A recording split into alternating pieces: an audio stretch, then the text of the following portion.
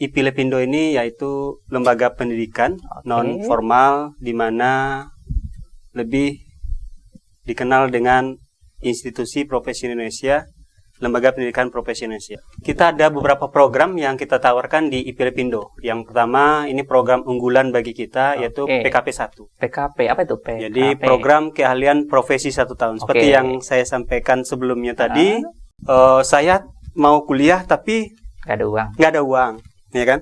Terus saya kalau kuliah nanti kerja nggak? Artinya hanya berpikiran negatif saja. Atau terkadang saya sering mengatakan kepada siswa begitu dia mau saya suruh buka usaha, nanti laku nggak?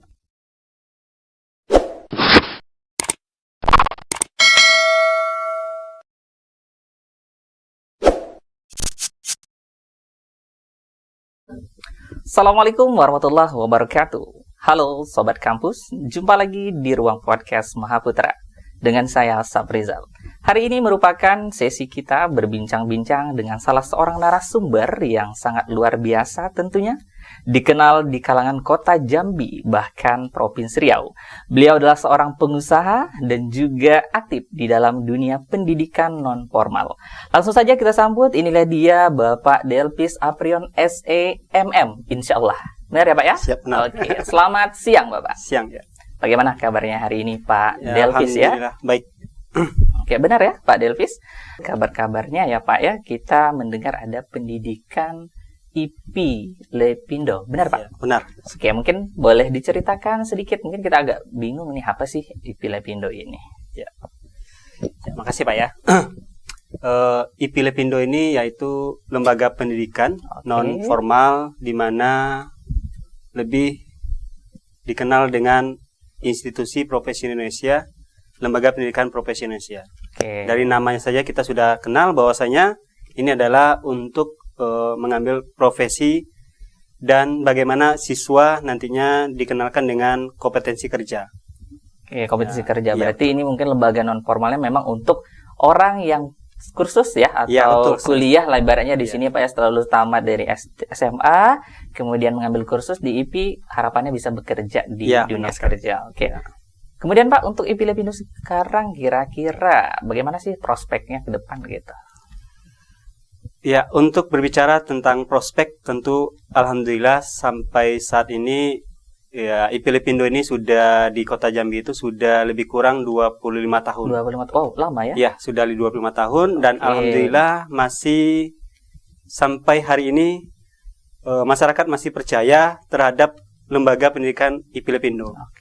Karena mungkin dikarenakan karena prosedur dari IPILEPINDO ini begitu kita siswanya dalam program 1 tahun selesai, maka siswa kita buat dalam program magang kerja. Seperti itu. Berarti ibaratnya kalau IPILEPINDO ini punya prospek ke depan, orang-orang bisa kerja ya setelah mengikuti program di IPILEPINDO. Iya, benar sekali. Jadi tadi saya tertarik Pak, sudah 25 tahun ya? Saya penasaran, apa sih strategi yang membuat ini lembaga non formal bisa extend kan di sini saat apalagi 2023 ya. Jadi udah lumayan lama itu Pak. Gimana tuh strateginya? Kalau masalah strategi, ya mungkin kita tidak banyak strateginya, tapi kita lebih ke komitmen. Artinya kita sadar bahwasanya IPILEPINDO ini mungkin memiliki kelemahan Pak. Dari segi daripada pendidikan formal. Karena kalau pendidikan formal mereka akan mengejar gelar dan ijazah. Nah, sementara di kita ini punya kelemahan tidak ada ijazah. Jadi begitu siswa selesai, mereka dapat sertifikat, mereka dapat kompetensi kerja, tapi alhamdulillah bisa bersaing di dunia kerja karena pada dasarnya bekerja itu kan tidak selalu harus dibarengin dengan ijazah. Tapi kalau dibarengin dengan misalnya katakanlah keahlian, saya rasa ini lebih efektif perusahaan mengambilnya. Nah, setelah itu mungkin baru siswa kita arahkan bagaimana untuk meningkatkan SDM-nya, untuk meningkatkan karirnya, mereka kita suruh kuliah.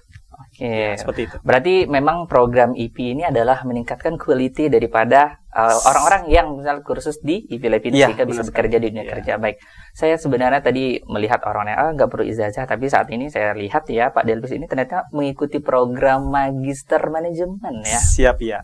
Oke, berarti sudah tidak diragukan lagi ya untuk pengelolaan seorang Bapak magister yang insya Allah ya, benar ya Pak ya? Insya Allah ya. Oke. Mungkin Pak kita penasaran sebenarnya ketika melihat ada program IP. Nah, program apa sebenarnya yang memang ditawarkan oleh si IP Lepindo ini, Pak?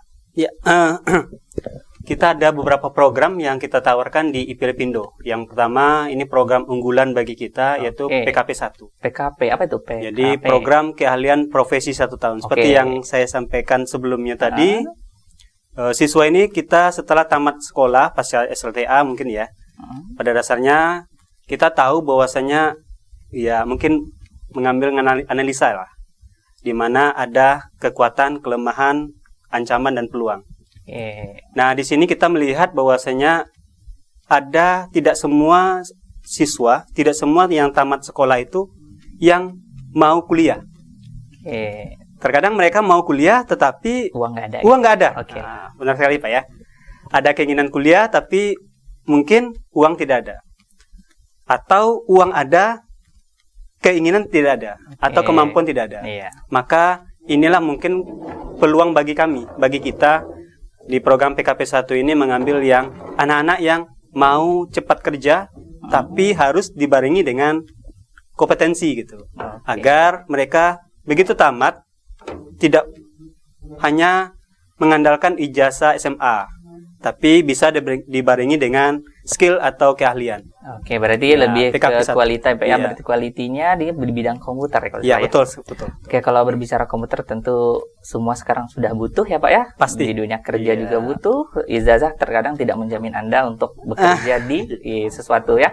Jadi kalau dengan quality yang kita miliki seperti mungkin disediakan oleh IP Lepindo, kemudian juga pelatihan magang ke program kerjanya, jadi ibaratnya sudah terstruktur ya Pak ya. Insya Allah, iya. Apalagi dengan Bapak Delvisnya sendiri ya. Kalau sekarang kan sudah jadi bisnismen empek ya.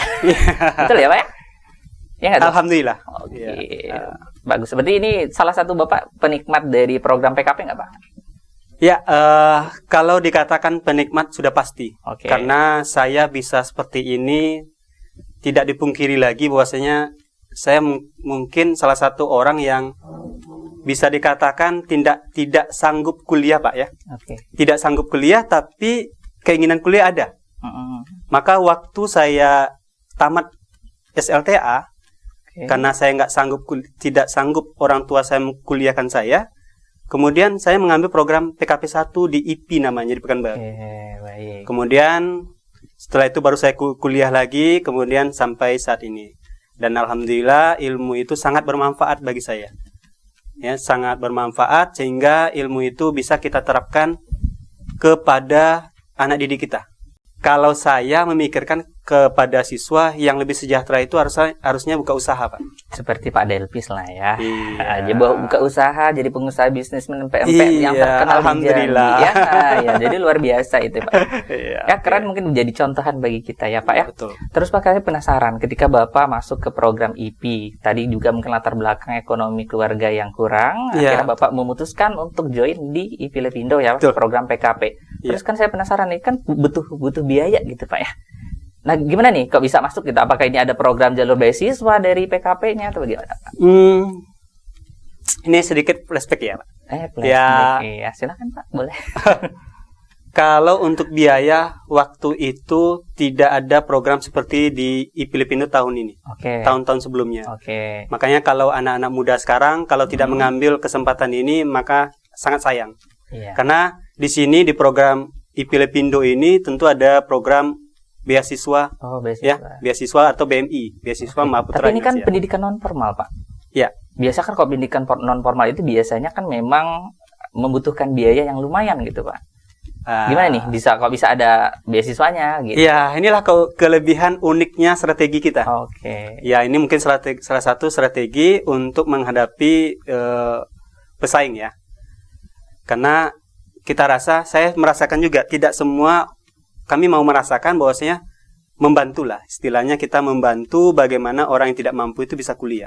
Minimal tidaklah mungkin mengambil program 1 tahun, S1, atau S2 dan sebagainya, atau pendidikan formal, tapi melainkan minimal dia mengambil program non formal seperti itu. Oke, berarti lebih mengutamakan keahlian sekarang ya, salah satunya dengan pemberian jalur beasiswa. Oke, mungkin Pak untuk closing statement, kira ada nggak yang harus Bapak sampaikan nih kepada kita yang baru lulus, apalagi fresh graduate hari ini Pak ya, di program SLTA atau SMA, ada nggak?